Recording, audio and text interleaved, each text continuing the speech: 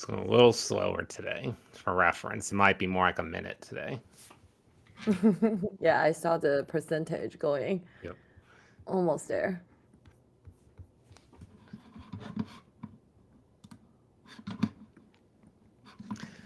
We are here live, making of a marketer, and Jess, it's back to our episodes after doing that incredible roundtable last time, and since then, you and we went up to cold New York City. If you saw the pictures on our LinkedIn page, and follow us, Jess and I, for knowing each other, what, 3.5 years now, met in person for the first time at our work event. So it was a historic moment indeed. And Jess, I think the marketing thing that you were withholding that everybody saw is that we're the exact same height. You know, nobody knows how tall you are on a Zoom call. So that was impressive.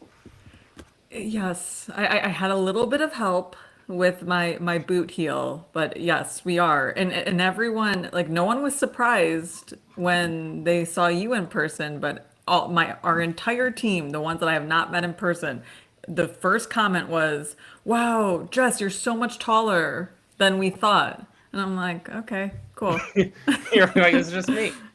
Yes. So that was the observation, and plenty to go around. So it's something we'll kick back to at the end of today's episode to kind of talk through. And, what does it mean, some of the digital culture to in-person culture to just how we bring it all together. And, we're right at the end now, season 3, Jess. So it's been another incredible season, but we do have a few more episodes to get through before we start talking about what some of those new vibes are coming into the new year. Definitely, yes. Joyously get through. You're Yeah. making it sound like Joy. it's a hassle, but no, No, it's this is joy. It's holiday fantastic. season. Let's just be happy. I don't know about all the people at the stores that I run into. They're like crashing their carts into me and whatnot. But it is a happy season. Yes, yes.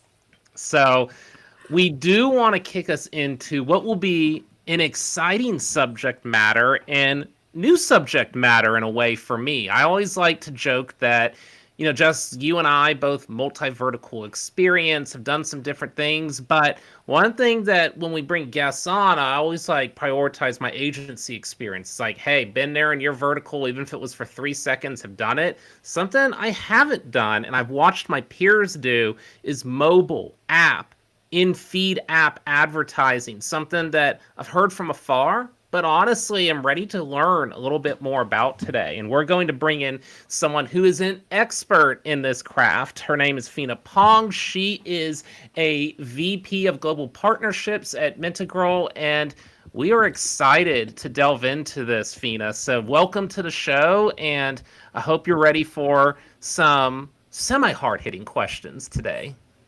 Yes, I'm excited. Thank you, Andy and Jazz, and very excited to, be live with you guys here. And, just before the end of 2025. That's awesome. Yes. So as we end this season, so we're right at the end. We've had a theme for the entire year, and it's taken us to some unique places. Phoena, what we want to know when you're selling through ideas as a leader in your craft, is there some sort of magic to selling through ideas, whether they be difficult, nuanced, something someone Mm-hmm. may not, have heard before, because we're in the business of selling ideas. So what's the method to your magic? Yeah, totally. So first of all, I don't think there's any magic about like setting an idea. Because it's always like because to me like everything just you need to go through like from like step to step. So that's why for me like in the past several years setting ideas into like different companies. So I would say like so there are always like 3 steps for me. So like there's like a framework that I follow.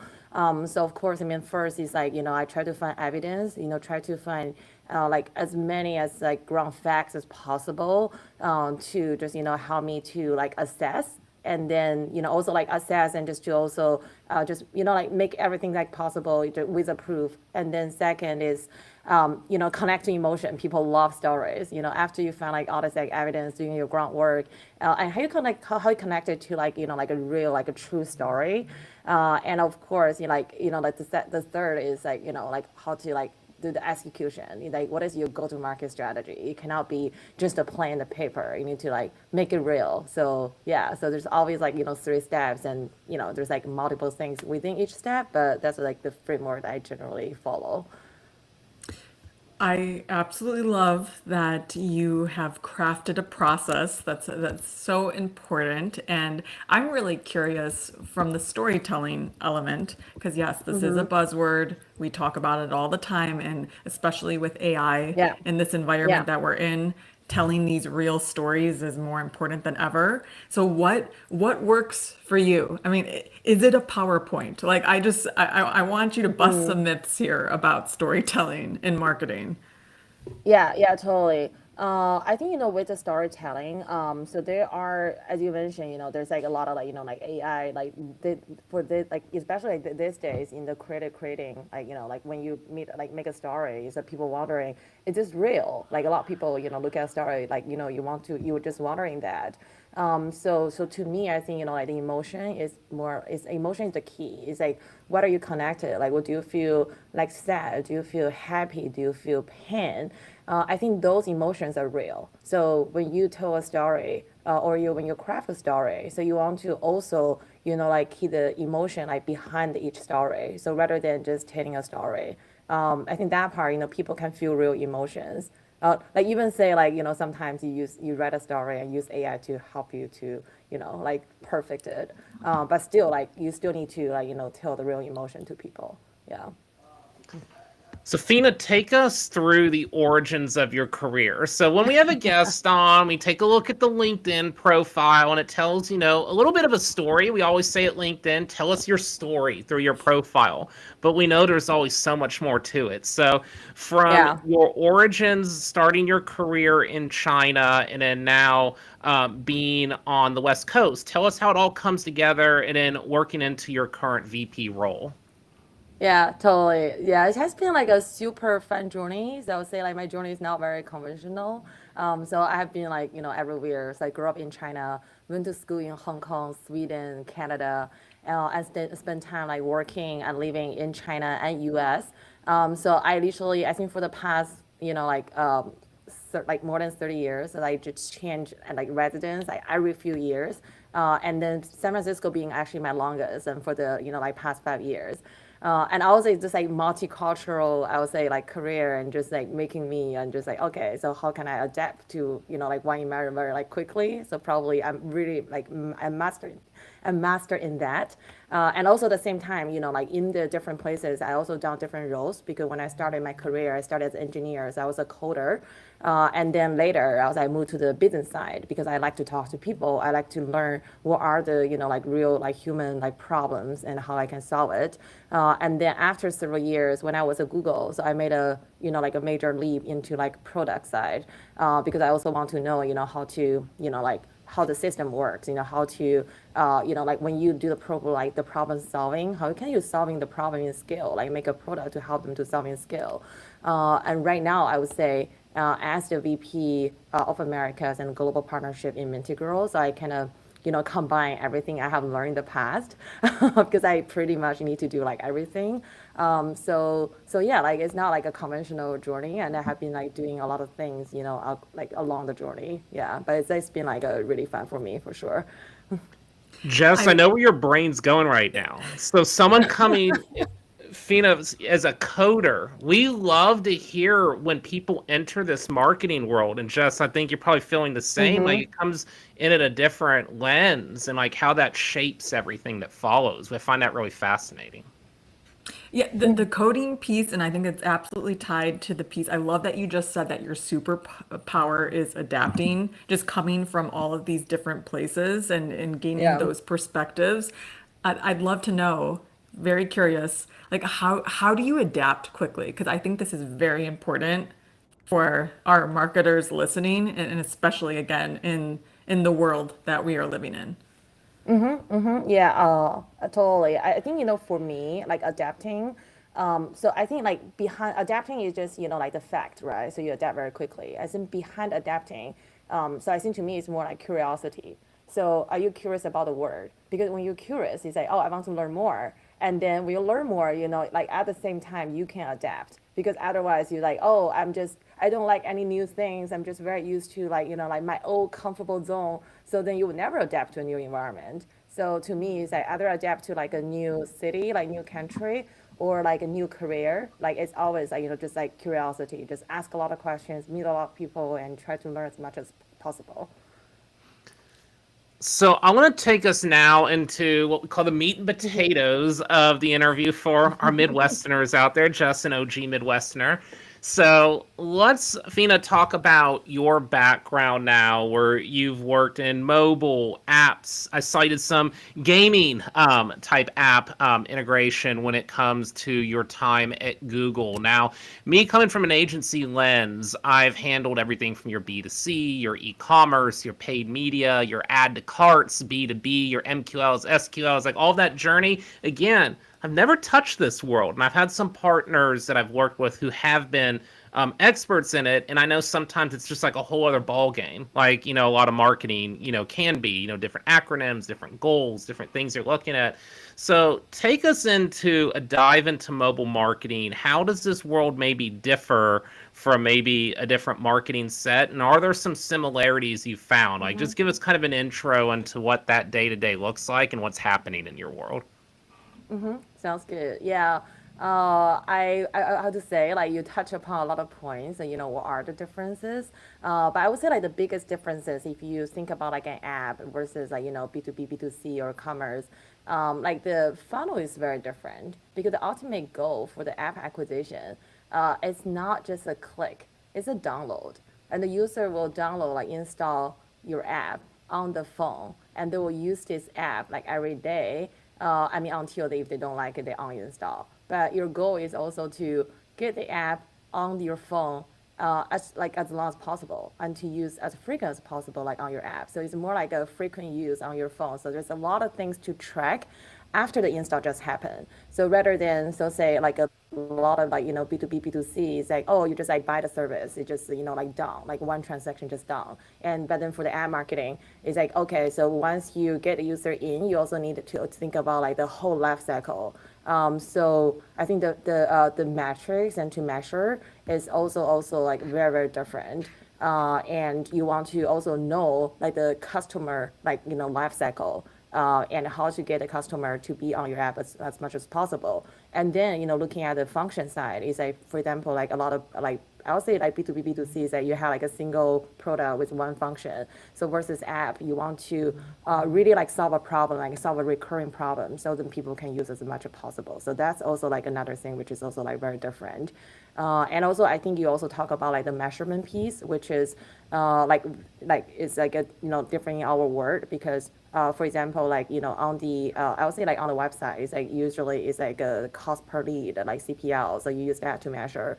Versus like on the app side, so there are different metrics, and there's like no single metric that can determine. So from the lower funnel to deep funnel, so you can do first look at what are your CPI costs and the CPA costs, and then when you measure different events and how you like drive, like what's the the purchase value per event. And then of course, I mean, the ultimate, the whole ROAS, and that also depends on what is your LTV. It's like how you calculate the LTV.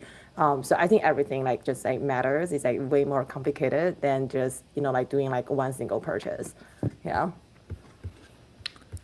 Wow. Okay. I'm really want to know because, like you said, you're connecting with your customers, meeting them where they're at, trying to really uncover their needs, go to that deeper level. How else do you break through in this process? Because there's so many apps out there. There's so much content. We're inundated, and I feel like it must be so hard to Yeah. meet the customers like through this life cycle when there's Yeah. just so much being thrown at them. Yeah, yeah, totally. I think the marketing piece is also like very different, because if you're looking at like the funnel, you say, okay, how you find your user, And also like how you first, like the first impression you leave to the user is also very important. So which is the App Store page, right? So we also talking about like the discovery, like the discovery you have the App Store page and how you do the App Store optimization, or how you're going to do like pay user acquisition, because there's so many apps there. How many people they will go into the App Store, like scroll through, say, oh, what are the top 10 apps I should install? People don't really do that. So a lot of time, like marketers, app marketers, they will rely on the pay user acquisition. So to push their content in front of the user, and after the user, like like click the content, they're like click the App Store page, and in the App Store page, and how you grab like people attention in the first like say 3 seconds, and then download it, and then also like the first user experience is like whether what you're telling the user you're delivering and they're actually saying is the same, is authentic. So I think those things all like matter. But again, like I think the user acquisition funnel is also like very different, and also like why a marketer think pay user acquisition is like very, very important for them to push the app discovery to people. Yeah, as you said, there's just too many apps in this world, too much And I content. think an important thing I just learned too that I Yeah. don't think about is how do you continue to use the app? So, like for instance, I Yes. continue to use Amazon all the time because I'm buying a bunch of Christmas gifts right now. However, if I Mm-hmm. have like, I'll give an example. Something that I do is I like to dabble in music production as my like fun thing that I do. And I can tell you that I have like 12 different apps that I've dabbled in on my phone, and I use them once and then never use them again. Mm-hmm. I don't become a premium member. So I'm kind of like thinking about this.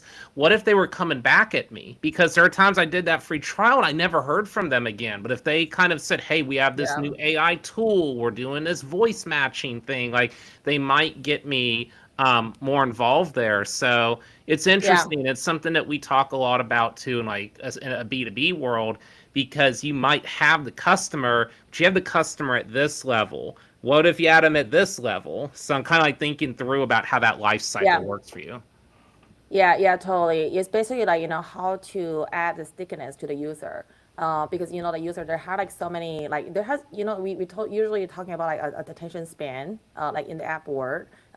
Especially, there are, I usually say like you have like a 12 apps on your phone. I would say like on average, like one user, they will have like more than 25 apps on their phone. And then how you like spend your like attention across all different apps.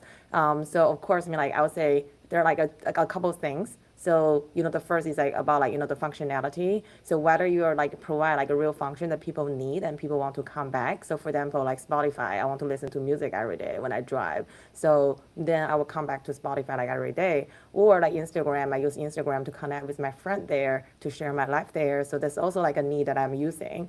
So versus maybe like an app that I'm not using that much because I just don't even remember what the function about. So I think that's like one thing that's very important is like what do you provide, what do you really like solve a problem. And the second is also like I think that's more like related to the marketing. Is how you can like engage user in the way that people want to come back. So for example, some app they will offer you like daily sign in. So you need to sign in for 30 days in a row, like Duolingo, for example. So you need to sign in every day for 5 minutes at Favorite. least, right? Yeah. Yeah, your favorite. It's my It's my favorite too. favorite I know. marketing Yes. campaign company there is right now. Yeah, totally. Like you cannot break the strike. It's like people are competitive. Like, how you design this, I would say, mechanism for people to like keep coming back and, like win the, like I want to win the champion of, all over my friends. It's like I signed for 90 days in a row. Like, that's not easy. And so those are, some mechanism, the app's trying to use and to also get user to, come back and to use it. And also, I think the third is also like the reward mechanism, right? So how you like, for example, like how many times that you using. So I will give you some like, maybe like even real life reward. So there's a lot of like rewarding apps, which are getting very popular right now. And then people think of because, people like free things. And that's it. Yeah. So that's like, that's from, my observation, the apps that I'm using every day is like for many like these three reasons. Yeah. Andy, this is really fascinating. This is like a great connection to our last episode with the Mhm. the digital health roundtable Yeah. and the parents and the non-parents that were on the table were really talking about how they they sit with their family members, and instead of just being focused on saying, no, you can't use any technology, or like you can only use it for X amount of time, just really asking these questions of why. Like, what is the intention of the app, the technology that you're using? Like, what are they trying to get you to do? What do they want you to do? And I feel like the way that you're speaking about it, it is the reverse. I think that's really important that the marketer also asks, like, why? Like, why do we want the Mm-hmm. customer to download the app? Why do we want them to keep coming back? Why do Mhm. we want them to use it? And so I think this is a really good connection, Yeah. like to like looking at both sides of the coin, and again, the environment that we are living in. So, Fina, let's switch gears here and talk about. I know just from what I see Mm-hmm. across the internet, but sometimes it's one of those things I read it 3 times and it's like, I think I get it. I'm not sure if I get it. Maybe I don't get it. Reminds me of me in e-commerce world when iOS 14 happened and it Oh changed our yeah. targeting quite a bit. Tell us about restrictions changes that are happening in your world and what is taking place to ensure that you're staying on top of it. Totally. I would say like L 14, like that is like definitely like a I would say like a bad news to our marketers because we just like like lost the signal. But I also at the same time you also like bring like a lot of new changes and to the whole marketing word like our word. So I think the first and foremost is like like right now like because we need to embrace like a privacy by design system. So there's like a couple of things that being as like doing done differently. So like before I would say like the old word is more like a deterministic targeting, but right now it's more moving towards like a aggregated targeting word. So then like people and like using Skyne and also like the way to design the Skyne, like what is the most important event and how you measure the value, not only the install. And that is also, like when marketers and when they need to design the, the scan system, so they need to think about, and also like the incrementality. I think that's also like more important than ever, because the credit is not only like attributed to the last click.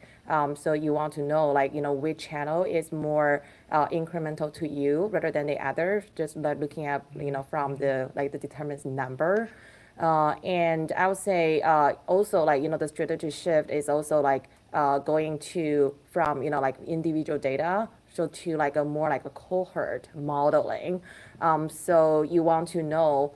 So I think with that is also like for marketers when they think about the platform they're using, so they need to pass by the data, not only like the install, but also like more events.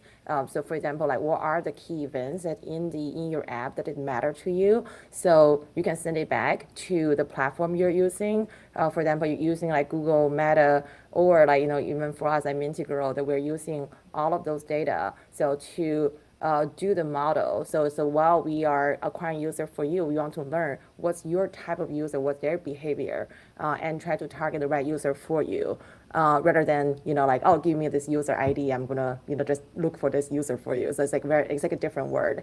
And also I would say the last but not the least, and the first party data is becoming like also like more and more important, especially that's something like app marketer can control.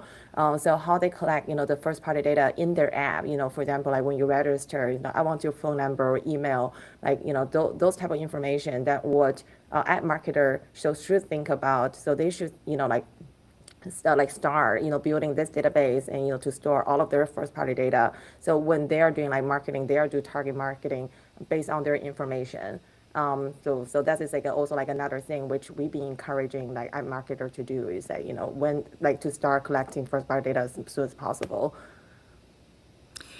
Fina, I'm really curious. In general, are you finding that customers they're now more willing to give their data because they have a better understanding that this could lead to like a better Mm-hmm. experience for me, or or is there Yeah. still a lot of this hesitation like, no, I'm not sharing, I don't want to share anything?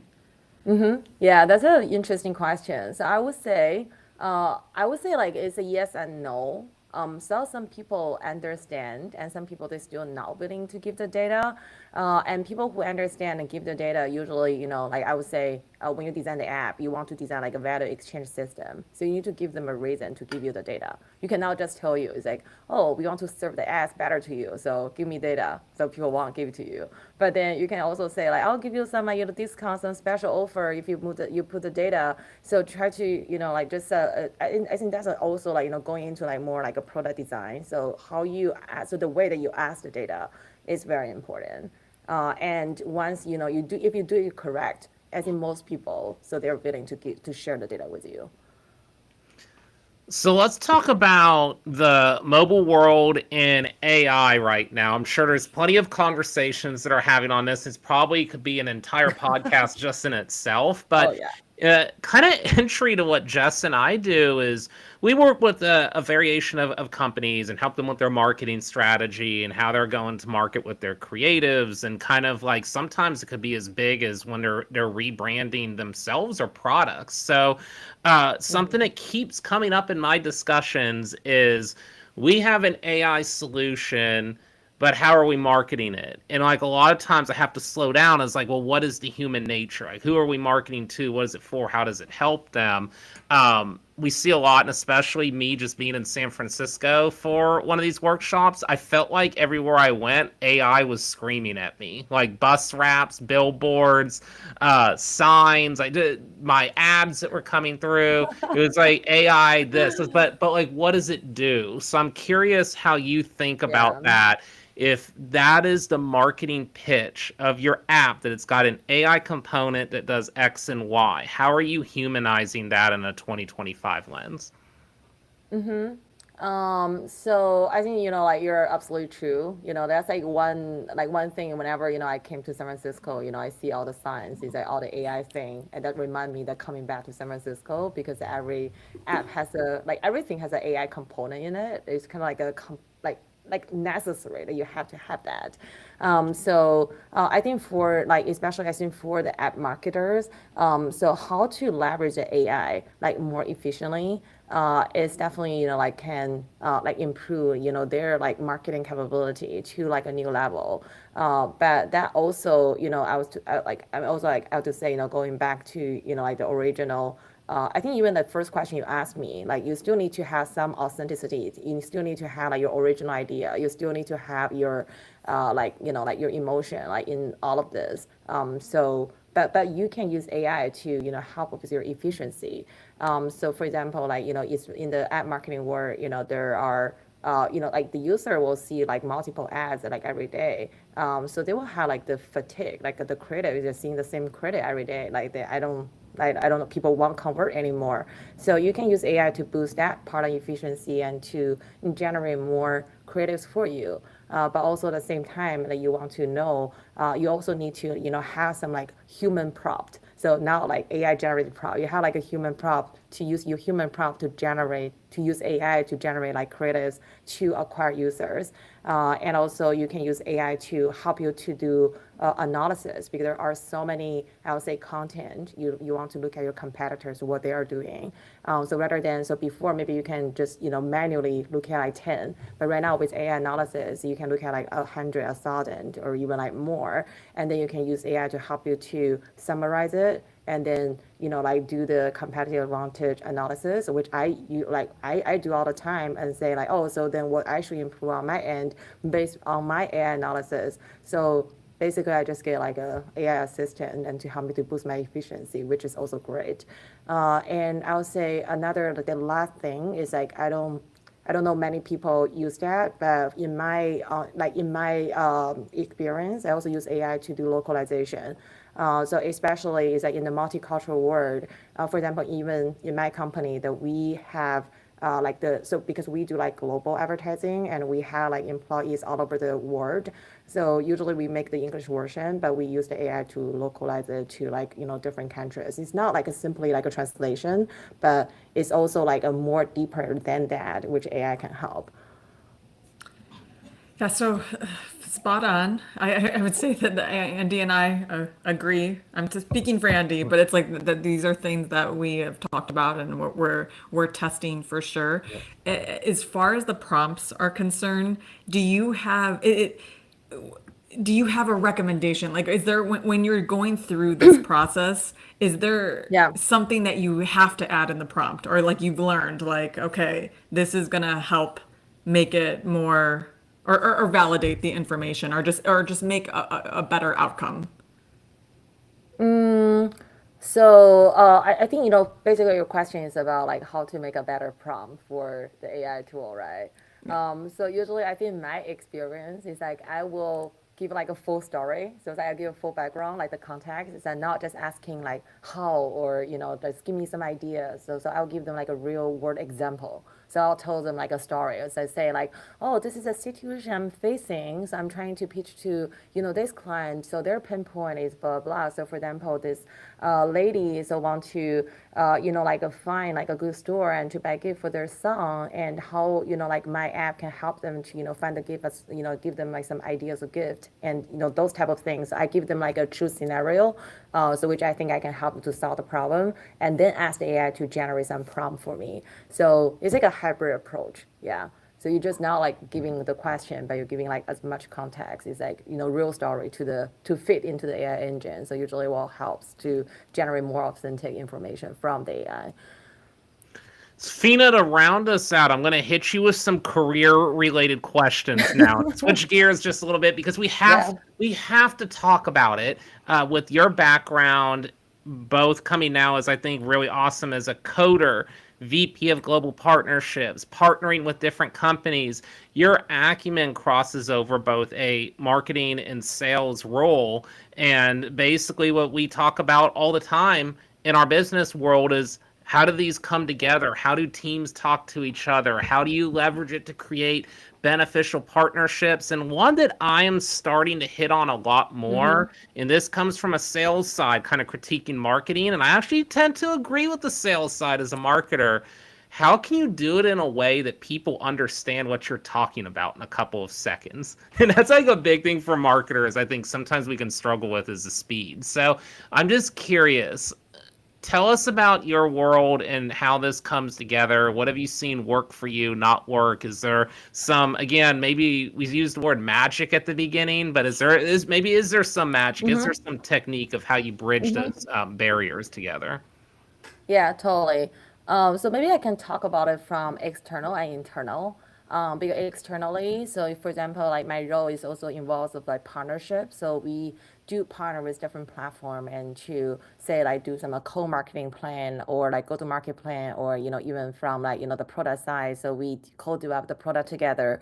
So it's always like important. So when we come to like that word is like to find like a common goal, like what is your complementary the strengths you can help each other and also can do you share the strategic vision together, so like what's your company plan in the 3 to 5 years versus mine and how we can find some common ground in the middle and make like an executable plan and like especially while we are thinking about what to do is like not only about like today, like tomorrow we're doing an event, like no, so what is the whole structure and then what does the the go-to-market plan fit into your whole strategic plan. And then like for I'll say for internal, so because for like in my teams, I lead both marketing sales team. So for the marketing team and sales team, so sometimes they're looking at different things. So when we put them together, can we have like a common I would say like a KPI for them. So there's like a shared KPI for them because for marketing, so a lot of time they're measured on volume. But then for sales, they really want to, focus on like, oh, what is your closed revenue? So how to make it easy is like, okay, so how we can, connect the volume and to the quality. So it's gonna be like both. It's like what is your like close revenue like in the end. So of course you need to build a funnel to get as many leads as possible. But then like in the end, how much you convert. So that's also translate back to whether you are targeting the right audience in the beginning. So from the marketing side, so like sure goal is also like super important. And also like I would say like a real time feedback loop is also very important. So we have like weekly meeting, have all the cross function people sit in the same room so we know what works, what doesn't work. And also we will try to co-create content because sales they're closer to the market. So they will, take the real feedback from the market like very like promptly. So then we'll go to the marketing and say, can we co-create some content to solve the need from our customers? So rather than, the marketing just doing their own content plan and then not talking to sales. So definitely also like I'll say like real time communication is like also like super super important like in this world. I love it. It sounds so simple, and in most cases, simplicity is the hardest thing to execute. But really, just I love what you're saying, like little steps, like just this weekly meeting with Yeah, everyone together, like yeah. that is so important, and it helps align everyone, and and then co-create, and then come together and collaborate. So I think that's fantastic. Safina, I'm going to close you out here. 2026 is on its way. Let's say there's a marketer listening right now and they're kind of like, Mm-hmm. hey, I've been trying to kick the tires on being a product marketer. I've been trying to kick the tires of being a marketer in the mobile app sector. What would you say is maybe either an entry point for someone getting in right now, or maybe even someone's been in this game for, let's say, a decade and they're trying to pivot a little bit into this type of world? What advice would Mm-hmm. you give someone right now to try to get into this lens of marketing? Absolutely. So I would say there may be so I think from like when you think about like the product marketer, so there are like a two pieces. So one is product, the other one is how to be a good like like the like on the marketing side. So for the product side, I would say the most important thing is to understand the product. So how you can deep dive into like the product, like different like monetization model and the retention model. So I think that part is that just for the data like basically understand so which metrics and means for especially for like each part of the like the product cycle, and also depend on what type of the product, which metrics are more important. So that's important. So, I mean that's very important to understand on the product piece. And the marketing piece, I would say, so there are like a lot of things you can learn from, like right, like from the measurement piece, go to all the MMPs, they have like different guides and to teach you so how the measurement works. And also I would say the AI tools, the marketing AI tools, you also need to learn how to use the marketing AI tools as your like to help you to like either generate more creatives or do like or generate more like ideas. And also I would say like last but not the least is also understand like in this world, because it's like ever evolving. So just understand the whole ecosystem, who are the players in the ecosystem, and what are the, I would say, advantages of each player like in this market, like what are the position of each market. And also because right now there's like now like a single-sided word, you can not only use Google or Meta to do marketing. So there's like a diversity. So understand each player, when to use them, where to use them. So I think those parts very important, and also how you can apply like A/B testing, like or incrementality testing framework to test the different channels. So when you come to the app targeting, like app marketing, so that's the like I would say the last piece you also need to learn. So there are a lot of things, Yeah. but I would say all in all, you can all use either ChatGPT or Gemini to help you understand the idea. So the learning can never be easier, I would say. There's so much information, you can just ask Gemini. So what's your, how to do A/B testing, and the Gemini will tell you. So it's a use AI tool to learn all of the things that I mentioned above. So that's a ultimate way to master the app marketing. Gemini has given me some very specific advice when I've asked it medical questions that were like very specific, just shaking her head. I was like, I don't know if that's the proper use of it. And then I end up on Reddit and I was like, yeah, that's probably not good. But Fina, really like, just for a talk track for all of our marketers out there, getting the platforms to work together in the right instances. We hear at LinkedIn a lot of this platform versus this platform versus this platform. I try to reframe we all use a lot of platforms, especially in Yeah. large marketing rooms. It's treat it like a mafia boss. How do you get them all to work together for you? You're the Exactly. boss, you know? So I love the way you're framing that up because I think if a marketer uses that mindset, that will certainly elevate them. But Phoena, we are Mhm. at time here. This was a wonderful discussion. We're so thankful to have you, and I feel like I've gained my knowledge 1,000% in your subject matter just from our 35 minutes together. So super thank you for joining us today. Yeah, and thank you, Andy, thank you, Jazz, and thank you guys, for having me here. It's a very interesting discussion, and I really appreciate like my time here as well.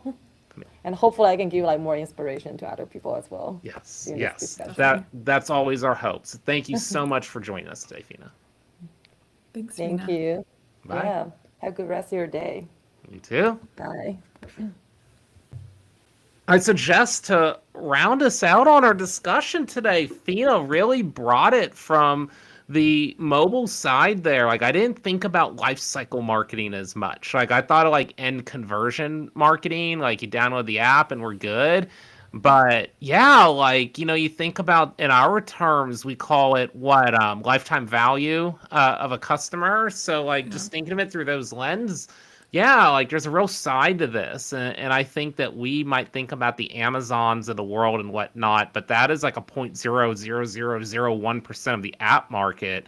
That it's a big market out there, so just interesting to hear her thought process. I would love to just sit through like webinars with Fina to go like in depth and just hear her philosophy for these things. Definitely super, super challenging, trying to connect with the customer in this way, in this environment. And it really bode well to this idea of her really leaning into AI. And I would say, though, leaning into AI for the efficiencies or for the starting place to Hmm. generate more ideas, etc. But then she layers that with a curiosity. There is Yeah, always a curiosity, asking why. It's not just, oh, we're gonna you know, build the prompt, take the answer, and then move on. It's building the prompt, like using that answer as a starting place so we can generate more ideas and continuing to want to learn. Like, yeah. why is this behavior occurring? I think that's a really important distinction.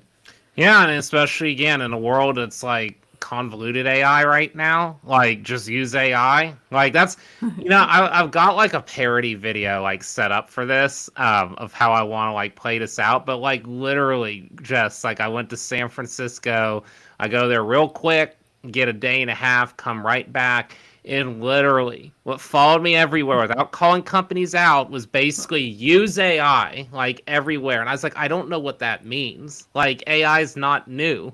AI's been, like Fina talked about, it's been around for a while. Like, what do you want me to use AI for? Because I know what to use Chat GPT for at this point. Like, I know exactly what I'm using it for, but it's interesting, like use AI. And I think of it in her app world gotta be quick. Like, what is your AI? Why is it important to me? Why am I downloading that app? Why am I paying $3 a month for it? Like, all those questions have to be answered. Definitely, definitely. And quick pivot, talking about why it was so important for us to meet. I just wanted to tell you this. Yes. Like one of the biggest takeaways, like us finally meeting in person and like interacting in person and connecting with the team in person, it just really made me realize like why we are partners in this. It's hard to describe, but you know, I think for you, you come from a broadcast background.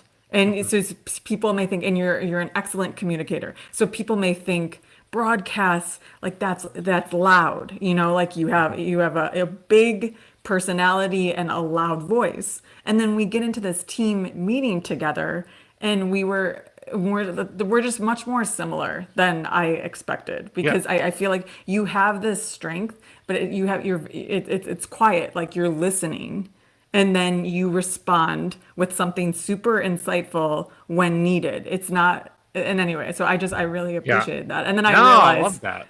yeah, and I Yeah. just realized, I was like, wow, okay, this is why we connect because it's very similar. Because I think, like, although we have a podcast, although you came from broadcast, like we don't we don't have loud voices, if that Yeah. makes like when we're in a room with a team, we don't have to be the people that are speaking all the No. time. No, like Yes. something I think about with that too is like, there are times when we workshop. So like if it's Jess's workshop, it's Andy's workshop. I know at that point I'm leading. Like, hey, like this is your rodeo, like you're going for it and you're gonna know how to bring people together and I know that I have to drive.